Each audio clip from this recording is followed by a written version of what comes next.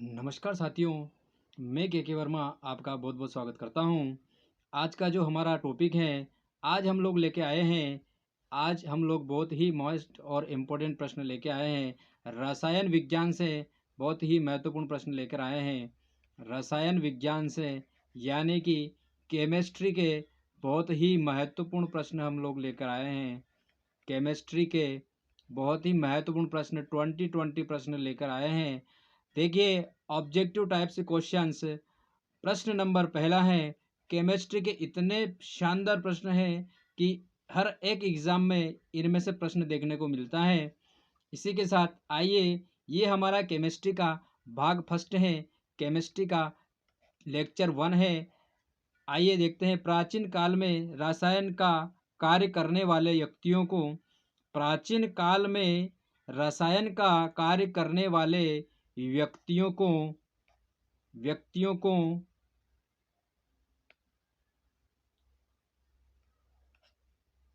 किस नाम से पुकारा जाता है?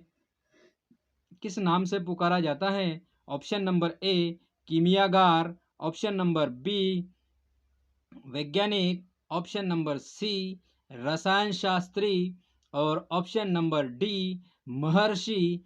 तो किस नाम से पुकारा जाता है? कीमियागार के नाम से पुकारा जाता है। ऑप्शन नंबर ए आपका राइट आंसर होने वाला है। Option number A is the right answer, कीमियागार। इसी के साथ अगला प्रश्न है, प्रश्न नंबर 2, अम्लराज का ज्ञान किसको था? प्रश्न नंबर 2 है, अम्लराज का ज्ञान किसको था? ऑप्शन नंबर ए हेरामिल्टस, option number B Geber, option number C Boyle, option number D Priestley. लीनी है, ये है प्रिस्टले। तो अम्लराज का ज्ञान सबसे पहले गेबर को था। ऑप्शन नंबर बी आपका राइट आंसर होने वाला है, गेबर। ऑप्शन नंबर बी आपका राइट आंसर होने वाला है। इसी के साथ अगला प्रश्न है, प्रश्न नंबर 3 है, आधुनिक रसायन के जनक हैं। आधुनिक रसायन के जनक हैं, कौन है आधुनिक रसायन के जनक? Option number A Nagarjuna, option number B Priestley, option number C Robert Boyle, option number D Scheele. तो आधुनिक रसायन के जो जनक हैं, आधुनिक रासायनिक के जनक हैं रॉबर्ट बायल। ऑप्शन नंबर सी आपका राइट आंसर होने वाला है। Option number C is the right answer.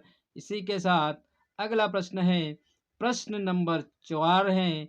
प्रश्न नंबर 4 जो है, देखिए, एटम शब्द का प्रयोग सबसे पहले किया था। एटम शब्द का प्रयोग सबसे पहले किया था, किसने किया था? Option number 1 Avogadro, option number 2 बायल, option number 3 Gay-Lussac and option number 4 John Dalton. तो एटम शब्द का जो सबसे पहले प्रयोग है, एटम शब्द का सबसे पहले प्रयोग जॉन डाल्टन ने किया था। जॉन डाल्टन ने किया था। ऑप्शन नंबर डी आपका राइट आंसर होने वाला है। Option number D is the right answer. Option number D आपका राइट आंसर होने वाला है। इसी के साथ अगला प्रश्न है, प्रश्न नंबर 5वां है। प्रश्न नंबर 5वां है, सूर्य के वर्ण क्रम द्वारा तत्व की खोज हुई। सूर्य के जो वर्ण क्रम है, किसके द्वारा तत्व की खोज हुई? ऑप्शन नंबर वे oxygen, option number B nitrogen, option number C helium and option number D sodium. तो सूर्य के वर्ण क्रम के द्वारा किस तत्व की खोज हुई? तो हीलियम की खोज हुई। ऑप्शन नंबर सी आपका राइट आंसर होने वाला है, हीलियम हीलियम की खोज हुई। ऑप्शन नंबर सी आपका राइट आंसर होने वाला है। इसी के साथ अगला प्रश्न है, प्रश्न नंबर 6 है। प्रश्न नंबर 6 है, गुणित अनुपात का नियम दिया। गुणित अनुपात का नियम किसने दिया?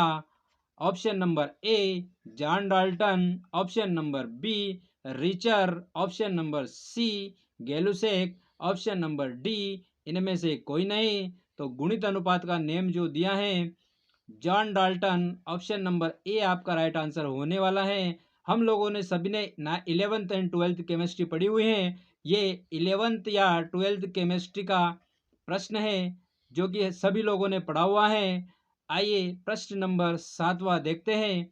प्रश्न नंबर 7वां है, रेडियम की खोज रिक्त स्थान ने की। रेडियम की खोज रिक्त स्थान ने की, किसने की? Option number A madam Curie, option number B madam Varsha, option number C P Curie and option number D इनमें से कोई नहीं। इनमें से कोई नहीं। तो इसमें दो ऑप्शन सही हैं जो कि अभी आपको राइट आंसर चूज करना है। मैडम क्यूरी की मैडम वर्षा की पी क्यूरी कि इनमें से कोई नहीं। तो आपका जो आंसर होने वाला है madam Curie, option number A आपका राइट आंसर होने वाला है। ऑप्शन नंबर ए आपका राइट आंसर होने वाला है। इसी के साथ अगला प्रश्न है, प्रश्न नंबर 8वां है। प्रश्न नंबर 8वां है, भाभा परमाणु अनुसंधान केंद्र रिक्त स्थान में है। भाभा भाभा परमाणु अनुसंधान केंद्र, परमाणु परमाणु अनुसंधान केंद्र जो है कहाँ है? Option number A Maharashtra, option number B Mumbai, option number C Chennai and option number D Delhi. अभी आप जो है भाभा परमाणु अनुसंधान केंद्र जो है ट्राम्बे मुंबई में है। ऑप्शन नंबर बी आपका राइट आंसर होने वाला है। Option number B is the right answer Mumbai. Option ऐसे भी आता है ट्राम्बे मुंबई, मुंबई में कहाँ? ट्राम्बे मुंबई। तो ये आंसर अगर आता है तो ये आंसर आपको लगाना है। इसी के साथ अगला प्रश्न है, प्रश्न नंबर 9 है, रासायन शब्द की उत्पत्ति किस प्राचीन शब्द से हुई है? रासायन शब्द की उत्पत्ति किस प्राचीन शब्द से हुई है? ऑप्शन नंबर ए है कीमिया, ऑप्शन नंबर बी है कोमिया, ऑप्शन नंबर सी है chemistry and option number D है रसायन। तो रसायन शब्द की जो उत्पत्ति हुई है ऑप्शन नंबर ए कीमिया से हुई है। Option number A is the right answer. Option number A आपका राइट आंसर होने वाला है। इसी के साथ अगला प्रश्न है, प्रश्न नंबर 10वां है, संकेतों और सूत्रों द्वारा रासायनिक क्रिया को प्रदर्शित करने की विधि क्या कहलाती है? संकेतों और सूत्रों द्वारा रासायनिक क्रिया को प्रदर्शित करने की विधि क्या कहलाती है? ऑप्शन नंबर ए रासायनिक अभिक्रिया, ऑप्शन नंबर बी रासायनिक समीकरण, ऑप्शन नंबर सी रासायनिक परिवर्तन, ऑप्शन नंबर डी इनमें से कोई नहीं। प्रश्न को मैं एक बार और रिपीट कर रहा हूँ, संकेतों और सूत्रों द्वारा रासायनिक क्रिया को प्रदर्शित करने की विधि जो कहलाती है वह कहलाती है रासायनिक समीकरण। ऑप्शन नंबर बी आपका राइट आंसर होने वाला है। Option number B is the right answer. Option number B आपका राइट आंसर होने वाला है। इसी के साथ प्रश्न नंबर अगला है, प्रश्न नंबर 11वां है, परमाणु संरचना को सौर मंडल के समान किसने माना है? परमाणु संरचना को सौर मंडल के समान किसने माना है? Option number A Niels Bohr, option number B Thomson, option number C Rutherford, option number D Dalton. तो परमाणु संरचना को सौर मंडल के समान रदरफोर्ड ने माना है। ऑप्शन नंबर सी आपका राइट आंसर होने वाला है। रदरफोर्ड, रदरफोर्ड ने माना है। मैं आपको एक चीज़ बताना चाहता हूँ कि रदरफोर्ड ने अल्फा कण प्रकीर्णन के बारे में एक प्रयोग किया था, जिसमें क्या होता है कि एक सोने की पतली पन्नी के ऊपर बौछार कराई गई थी, जिसमें कुछ किरणें तो सीधी निकल जाती हैं, कुछ किरणें अपने मार्ग से विचलित हो जाती हैं और कुछ किरणें जो वापस परावर्तित हो जाती हैं। इस प्रकार से रदरफोर्ड ने एक मॉडल दिया था। ध्यान रखना, उसको कक्षा 11th या 12th में है ये। इसी के साथ अगला प्रश्न है, प्रश्न नंबर 12वां है, सोडियम आयन में इलेक्ट्रॉनों की संख्या कितनी होती है? सोडियम आयन में कहने का मतलब ये है, सोडियम आयन मतलब Na प्लस चार्ज में आयनों आयन में इलेक्ट्रॉनों की संख्या कितनी होती है? Option number A 11, option number B 10, option number C 12 and option number D 14। अब आपको लगता है कि सोडियम का परमाणु क्रमांक 11 होता है, लेकिन Na प्लस कब बनता है? जब Cl को एक इलेक्ट्रॉन दे देता है।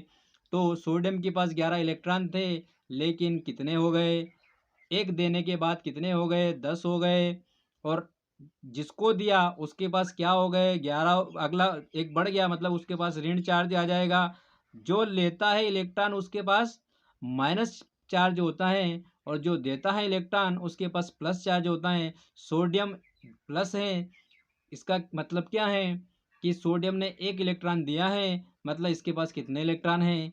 10 इलेक्ट्रॉन हैं। इसीलिए आपका आंसर होने वाला है ऑप्शन नंबर बी, 10 इलेक्ट्रॉन होंगे। ऑप्शन नंबर बी आपका राइट आंसर होने वाला है। इसी के साथ अगला प्रश्न है, प्रश्न नंबर 13वां है, परमाणु का केंद्रीय भाग रिक्त स्थान कहलाता है। परमाणु का केंद्रीय भाग क्या कहलाता है? ऑप्शन नंबर ए नाभिक, ऑप्शन नंबर बी परमाणु, option number C electron, option number D proton.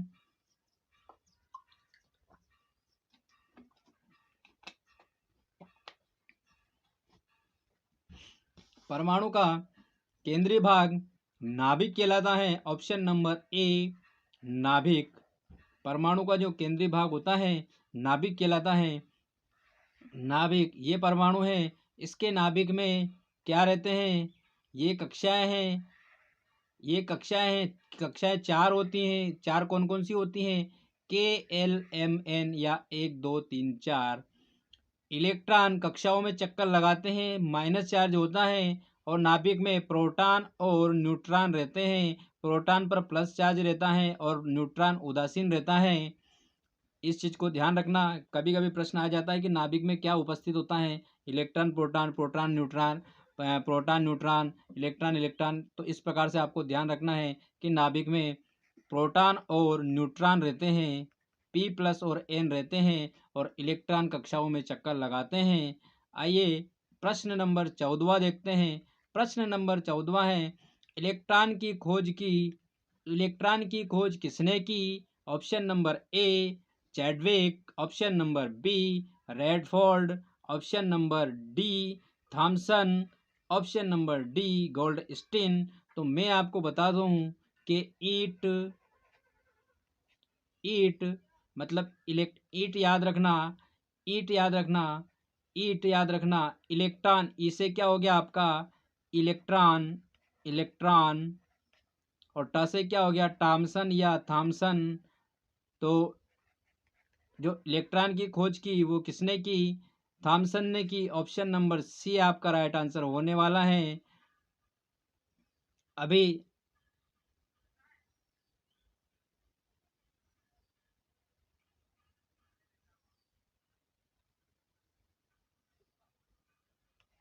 नाचे, नाचे याद रखना। ना से आ गया आपका न्यूट्रॉन, और चा से क्या आ गया आपका? चैडविक। तो न्यूट्रॉन की खोज किसने की? चैडविक ने की। किसने की? चैडविक ने की। मैं इसके ऊपर एक ट्रिक है, बहुत शानदार ट्रिक है, मैं उसके लिए अलग से वीडियो बनाऊंगा। इसी के साथ आइए अगला प्रश्न है। प्रश्न नंबर 15 है, हाइड्रोजन में कितने समस्थानिक होते हैं? हाइड्रोजन के जो समस्थानिक हैं वो 1 कितने समस्थानिक है? Option number A 1, option number B 3, option number C 2, option number D 4। तो हाइड्रोजन जो है 1H1, 1H2, 1H3, ये 3 हाइड्रोजन के समस्थानिक हैं। ऑप्शन नंबर बी आपका राइट आंसर होने वाला है कि हाइड्रोजन के 3 समस्थानिक होते हैं। कौन कौन से होते हैं? प्रोटियम, ड्यूटेरियम और ट्राइटेरियम। ये हाइड्रोजन के 3 समस्थानिक हैं। 1H1, 1H2, 1H3, ये हाइड्रोजन के 3 समस्थानिक है। ध्यान रखना। प्रश्न नंबर 16 है, इलेक्ट्रॉन पर आवेश होता है। मैंने पहले ही बता चुका हूँ कि इलेक्ट्रॉन पर कौन सा आवेश होता है? धनावेश, ऋणावेश, उदासीन, इनमें से कोई नहीं। तो इलेक्ट्रॉन पर जो आवेश होता है वो होता है ऋण आवेश। ऑप्शन नंबर बी आपका राइट आंसर होने वाला है। तो प्रोटॉन पर कैसा चार्ज रहता है? प्रोटॉन पर प्लस चार्ज रहता है। और न्यूट्रॉन पर कैसा चार्ज रहता है? न्यूट्रॉन उदासीन रहता है। न्यूट्रॉन पर कोई चार्ज नहीं रहता है। लेकिन इलेक्ट्रॉन पर माइनस चार्ज रहता है, ऋणात्मक चार्ज रहता है, माइनस चार्ज रहता है। ध्यान रखना। और इलेक्ट्रॉन कक्षाओं में चक्कर लगाते हैं और प्रोटॉन और न्यूट्रॉन नाभिक में स्थित होते हैं। इसी के साथ प्रश्न नंबर 17 है, प्रोटॉन और न्यूट्रॉन दोनों सम्मिलित रूप से कहलाते हैं। प्रोटॉन और न्यूट्रॉन दोनों सम्मिलित रूप से क्या कहलाते हैं? Option number A positron, option number B nucleon, option number C meson, option number D deuteron. तो जो नाभिक होता है, नाभिक में प्रोटॉन और न्यूट्रॉन रहता है। इन दोनों को सम्मिलित रूप से, नाभिक मतलब न्यूक्लियस, तो इन दोनों को सम्मिलित रूप से क्या कहते हैं? न्यूक्लियॉन बोलते हैं। क्या बोलते हैं? न्यूक्लियॉन बोलते हैं। ऑप्शन नंबर बी आपका राइट आंसर होने वाला है। Option number B. न्यूक्लियॉन क्यों बोलते हैं? क्योंकि ये दोनों न्यूक्लियस में रहते हैं, नाभिक में रहते हैं, इसीलिए इनको न्यूक्लियॉन बोलते हैं। इसी के साथ प्रश्न नंबर 18 है, नाइट्रस ऑक्साइड का सूत्र है। नाइट्रस ऑक्साइड का सूत्र है option number A N2O, option number B NO2, option number C NH3 and option number D SO2। तो कारण क्या है? नाइट्रस ऑक्साइड का जो सूत्र होता है N2O। ऑप्शन नंबर ए आपका राइट आंसर होने वाला है। N2O, option number A N2O आपका राइट आंसर होने वाला है। इसी के साथ अगला प्रश्न है, प्रश्न नंबर 19 है, सूक्ष्म कणों की संख्या व्यक्त करने की इकाई हैं। सूक्ष्म कणों की संख्या व्यक्त करने की इकाई हैं। Option number A mole, option number B Avogadro संख्या, ऑप्शन नंबर सी दोनों एंड ऑप्शन नंबर डी दोनों नहीं। तो आपकी जो सूक्ष्म कणों की संख्या को व्यक्त करने की इकाई है मोल है। ऑप्शन नंबर ए आपका राइट आंसर होने वाला है। ऑप्शन नंबर ए मोल आपका राइट आंसर होने वाला है। इसी के साथ लास्ट प्रश्न है, लेक्चर का लास्ट प्रश्न है, ठोस सल्फर के एक अणु में कितने परमाणु होते हैं? ठोस सल्फर के एक अणु में कितने परमाणु होते हैं? ठोस सल्फर के एक अणु में कितने परमाणु होते हैं? Option number A 2, option number B 4, option number C 8 and option number D 12। तो सल्फर के ठोस अणु में 8 परमाणु होते हैं। ऑप्शन नंबर सी आपका राइट आंसर होने वाला है। Option number C is the right answer. And ये हुए आपके 20 मिनट में 20 प्रश्न। आज हमारा जो लेक्चर था वो केमिस्ट्री का पहला लेक्चर था। अगर आप लोग चाहते हो तो मैं केमिस्ट्री के ऐसे ही वीडियोस बनाकर लेके आता रहूँगा। सिर्फ आप लोगों से निवेदन है कि चैनल को सब्सक्राइब और लाइक करें और कमेंट्स करें। मुझे बताइए कि क्या मुझे इस प्रकार से वीडियो को और आगे कंटिन्यू करना चाहिए केमिस्ट्री से। मैं चाहता हूँ कि टॉपिक वाइज अलग अलग सारे टॉपिक वाइज अलग अलग सारे एमसीक्यूज मिले तो आप लोग कमेंट्स करें, शेयर करें, लाइक करें। इसी के साथ बहुत बहुत धन्यवाद। जय हिंद, जय भारत, वंदे मातरम, जय श्री कृष्णा, राधे राधे।